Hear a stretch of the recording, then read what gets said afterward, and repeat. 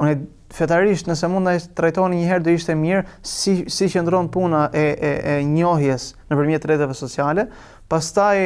të trajtoni këtë problemin që njihen ndryshe duket në internet e ndryshe duket kur e takon. Tani kjo është një fenomen bashkohor, shoqëror që nëpërmjet teknologjisë, nëpërmjet rrjeteve sociale, mënyrave dhe formave të ndryshme, platformave që vinë në rrjetet sociale, ata njohin njëri tjetrin dhe bin dakord me njëri tjetrin, mund të shkëmbejnë domethënë bisede nga më të ndryshmet me njëri tjetrin, pëlqehen e kështu me radhë dhe familja nuk din asgjë. Fetarisht këtu ka diçka. Po ka diçka të madhe, jo të vogël. Ka diçka të madhe sepse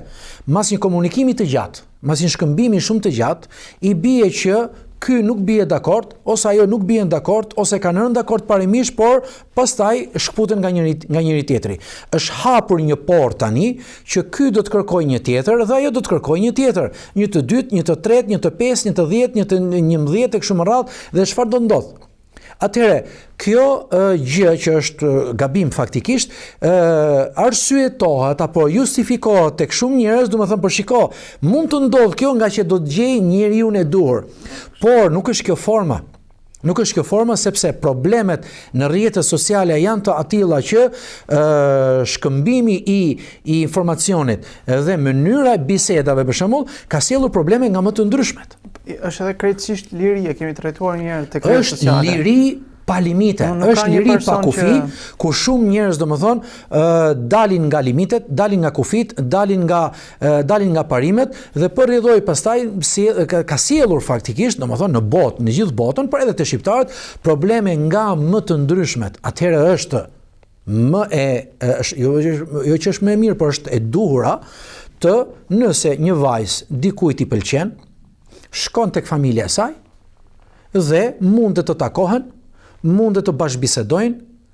nuk është e kush që të jetë takimi vetëm një herë, mund takohen 3 herë, 4 herë, 5 herë me dijenin e familjes, me prezencën e dikujt që mos veçohen në mënyrë që mos akuzohen, mos dyshoj dikush për gjëra morale, dhe 1 herë, 2 herë, 5 herë, 10 herë njeriu fillon të kuptojë mënyrën se si flet, mënyrën se si artikulon, mënyrën se si i përçon idet, mënyrën se si mendon, mënyrën se si e ndërton raportin, kupton nivelin e saj, kupton është e hishme, s'është e hishme për këtë, edhe ajo vetë për djalin, gjithashtu edhe ajo ka të drejtë, edhe djali ka të drejtë të marrë të gjithë informacionin e bollshëm që është ky njeriu i duhur apo jo. Prandaj dhe për të gjetur njeriun e duhur, nuk është zgjidhja që të flitet në formë të fshehtë, duke rrezikuar shumë gjëra të tjera dhe në fund fare nuk është personi që unë doja. Ja, kjo është thurje pastaj që nuk sjell një martesë të rregullt.